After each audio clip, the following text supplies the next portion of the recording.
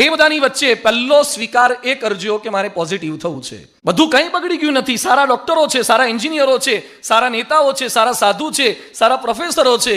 સારા સામે જુઓ ને, શા માટે ખરાબ સામે જોઈએ છીએ?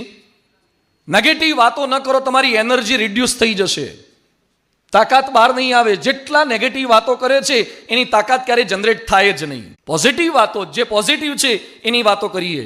સારું પણ છે, ખરાબ પણ છે. પાઇનેપલ કેવું છે? બહારથી રફ છે, પણ એ પાઇનેપલનો બાકીનો રફ ભાગ કાઢી નાખો તો અંદરનો પોર્શન તો સારો છે ને.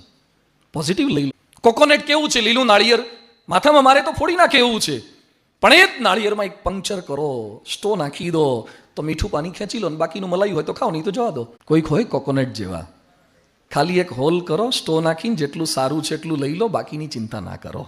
પોઝિટિવ રહો, પોઝિટિવિટી કરો. આ ખરાબ છે, આ આવા છે, બધા સારા આવશે તો